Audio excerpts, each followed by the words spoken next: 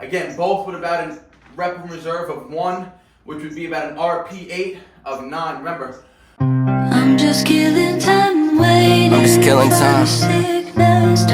This whole time. Play this at my funeral. I don't need no more than I already It's easy. got.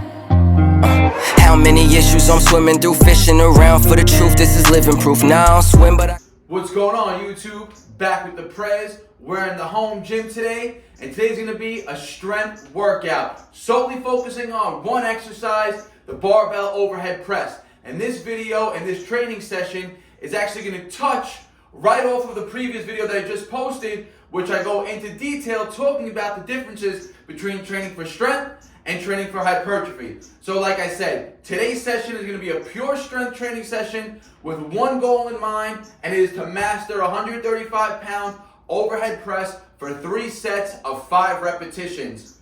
So it is 12:21 on the clock right now, right? Just turned 12:22. Like I said, 3 sets of 5 reps is the goal for today's workout. That's all I care about. I'm solely focusing on strength in this movement right now. So I'm going to show you how long this actual workout is going to take me to complete these 3 sets optimally. I'm in no rush right now. I'm not at the gym. Remember, like I've said many times in the past, if you have the luxury of being able to train your overall workout spread out throughout the day, meaning you can spread your total workload for a given workout throughout a whole day or throughout 2-3 hours, and you're in no rush, it's going to benefit you more because every set you're going to be more productive. You're going to be able to go into the sets fresh, and you're going to be able to execute them much more efficiently. Whereas 90% of people that go to train, they dedicate an hour or 2 hours to complete their entire workout in, right? And inevitably, the beginning of the workout is going to be your best at that point, and then towards the end of the workout, the reps and sets are going to have a fall off due to accumulated fatigue, right? But if you have that luxury where you can spread your volume out and you're in no rush, every set can be extremely effective and you'll have a lot less fatigue to manage. So, strength session, I'm going to walk you through every set that I do, from warm-up to working sets. The warm-up sets, you'll see, I'll be cutting through them really quickly in the video, and then you're going to see the times that I actually go into my working set. So, it's now 12:23. First warm-up set, just the bar, 10 repetitions. And guys, always, for every exercise, setup is always key, right? Before I ever get into an overhead press, I'm engaging the lats, I'm locking everything in place. Under.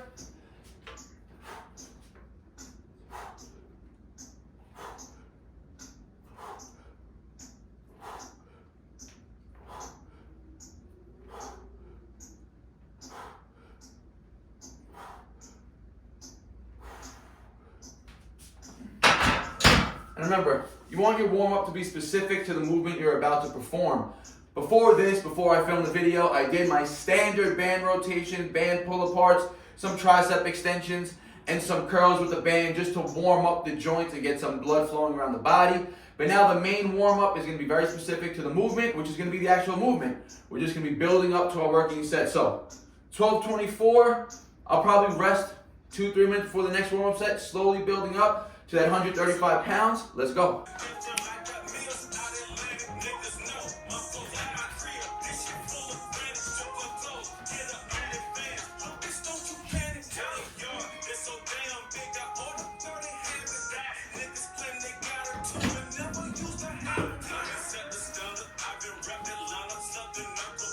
$12:30. Warm up number 2. 1-1-5.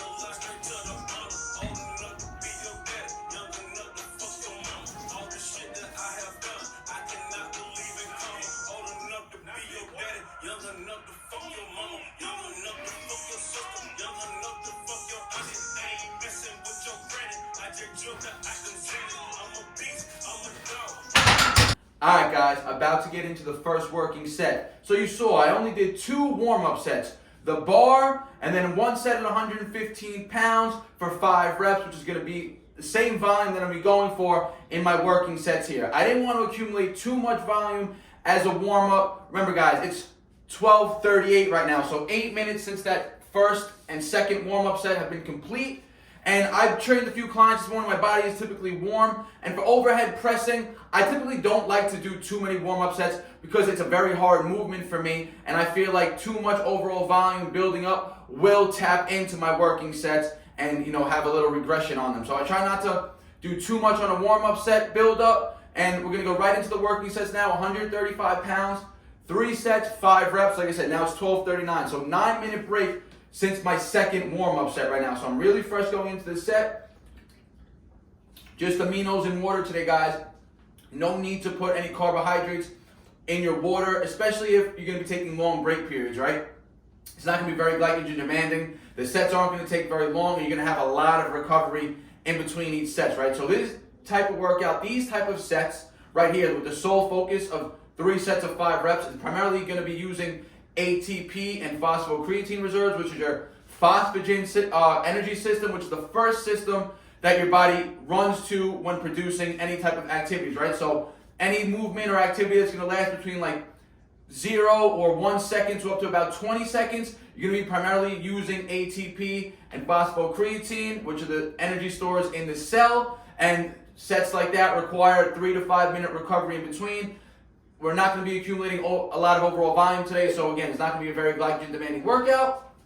So no need to carb up during the workout. I had my carbs pre-workout and in my morning breakfast, but no need to carb up excessively during this routine. But if it was like an hour and a half training session where I'm putting in a ton of volume, that's when you're going to want the carbs. So 135, 5 reps, let's go.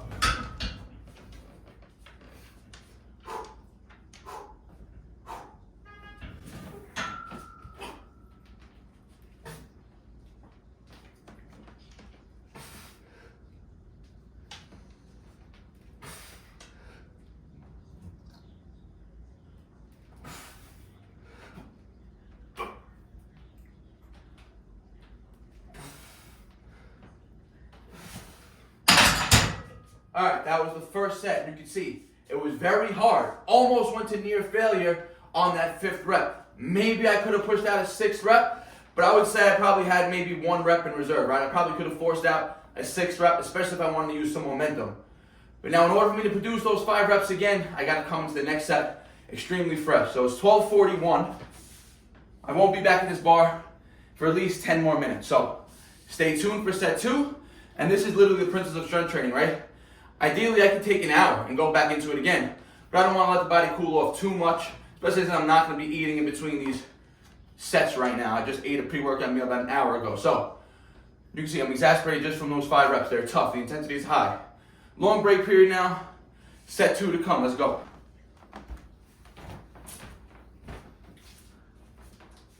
All right, getting into the second set. 12:50 on the clock. So 10 minutes since the previous set. 20 minutes since I finished warming up. Set 2, 5 reps.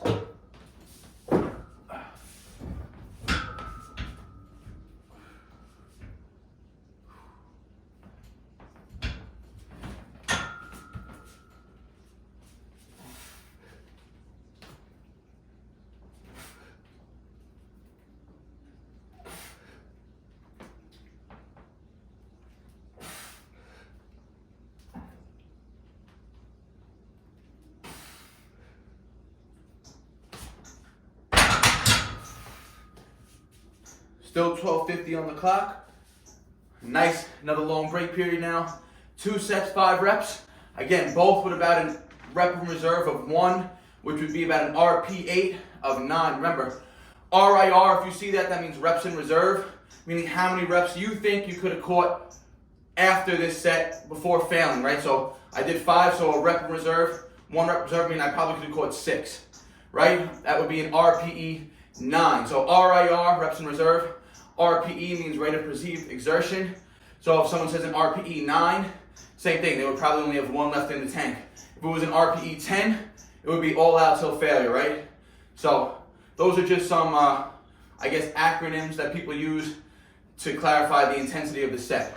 So 2 sets down, 135 pounds, 5 reps, let's go.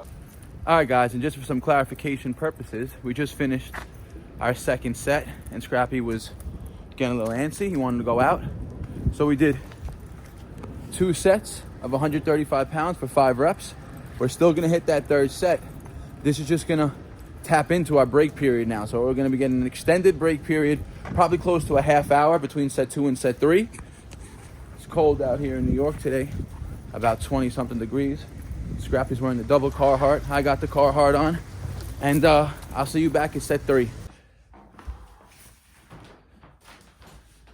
Okay, just got back from walking scrap. 1:18 on the clock. I hope you can see that. So the 2nd set ended at 12:50. So like I said, just about 30 minutes, 28 minutes since set 2. There's a quick sip of Aminos. Chalked up. Let's go. Last set, best set.